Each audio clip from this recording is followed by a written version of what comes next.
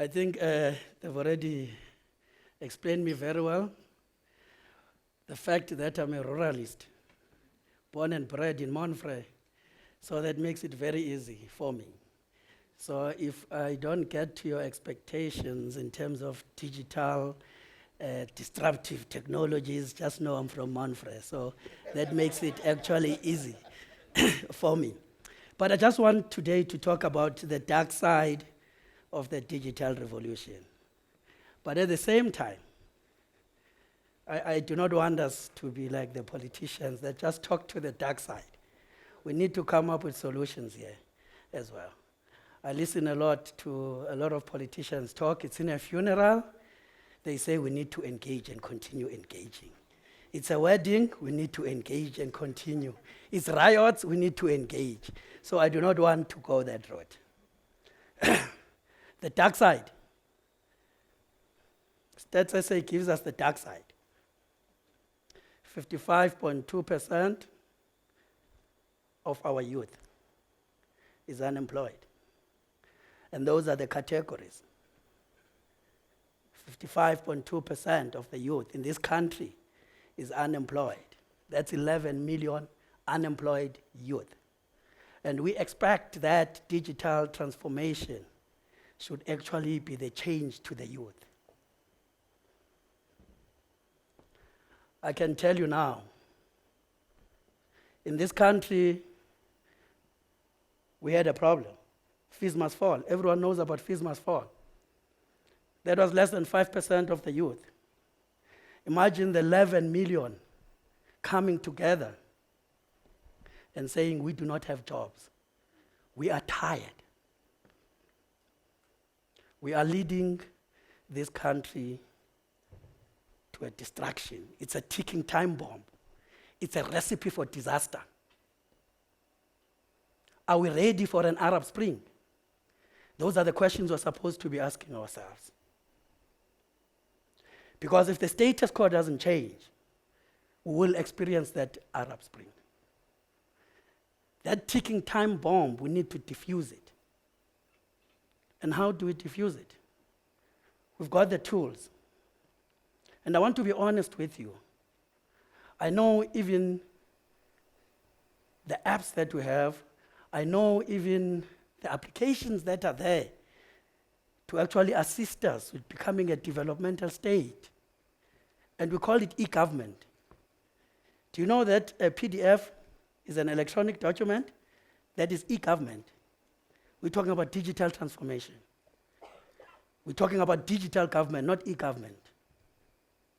And we need to transform this country. We need to transform it. And how do we transform it? We've got tedious processes that are in our system. We don't have one-stop shops.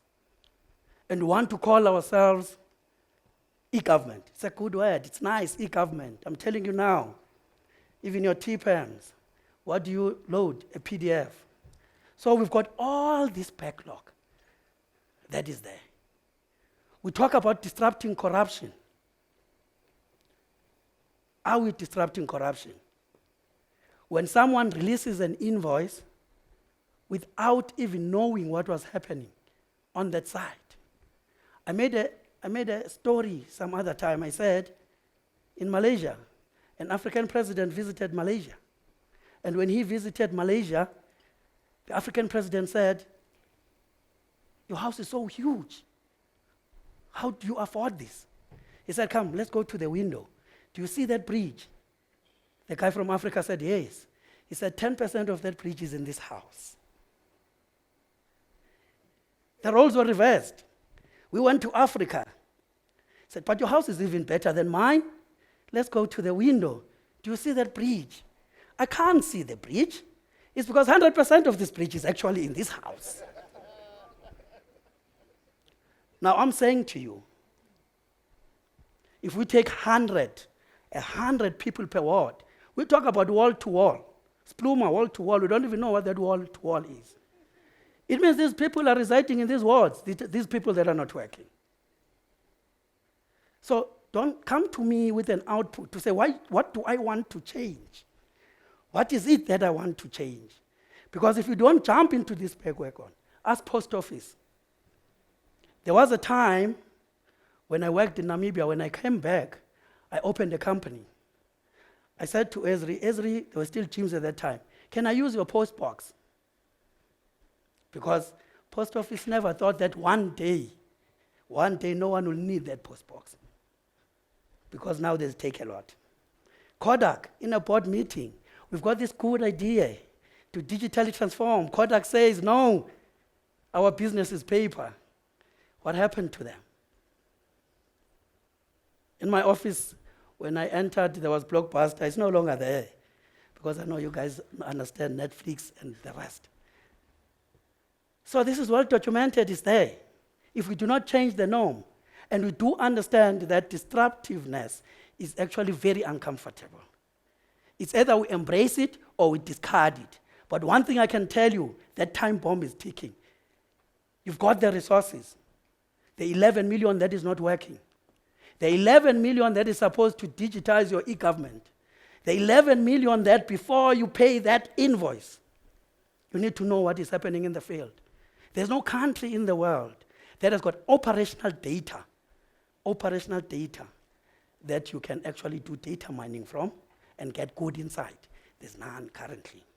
This is the same model as Google, but not even Google has got that operational data. So we need to start thinking and say, most of us here, I'm sure, come from government. If I ask you the question, what are the priorities of the NDP? A lot of people will be scratching their heads. But let me tell you what are the priorities of the NDP. There are 3 priorities of the NDP is to create jobs for economic growth. Are we focusing on that? Because that becomes the output. Let us not worry about the inputs right now. Let us not say we need survey 1, 2, 3. What is the output? The output is to create jobs. That's what it is. What is the other priority area? I'm talking about things that are in the document. They're there, but you only use them for compliance purposes. Quality education. Patrick said yesterday, start at home. But quality education, skills development, innovation. That's the second priority. And what is the third priority? Build a capable state so that you can transform this state to a developmental state. Now, where does development start? It starts at the municipality. It starts at the local authority. Because I can tell you now, if I'm not better than the neighboring municipality, the investor will go where my developmental applications take only 2 weeks. But we can't do that right now. Because we've got this youth that is sitting at home that we're not utilizing. We've got sitters that are spending billions and billions of money on skills that are not going to transform the country.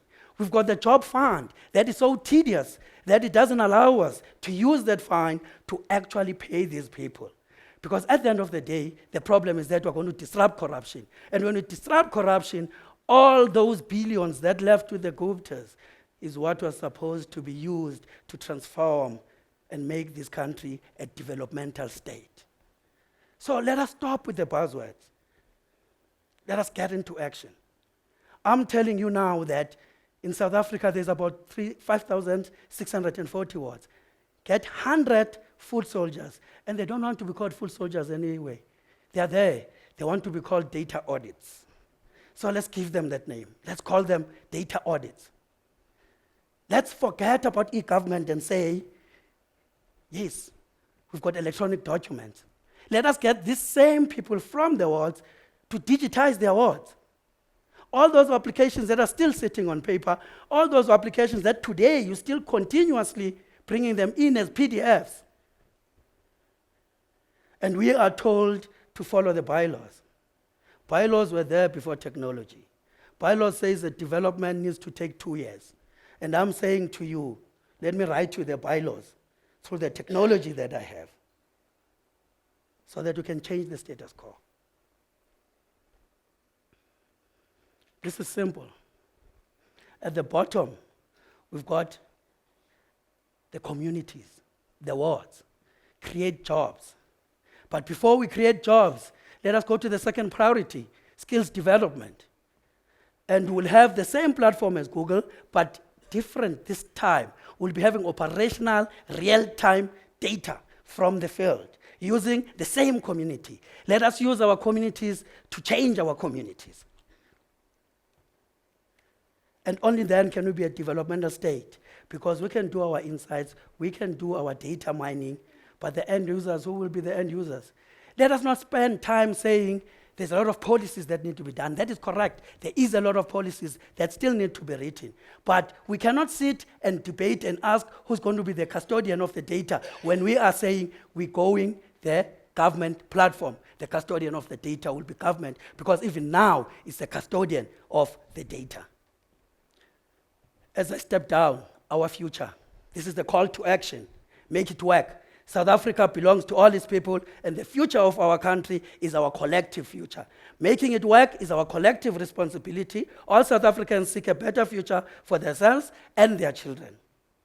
I'm not going to say today the National Development Plan says this. I'm going to say how many of us are going to let the status quo remain the status quo, and how many of us are actually prepared to change the status quo. I thank you.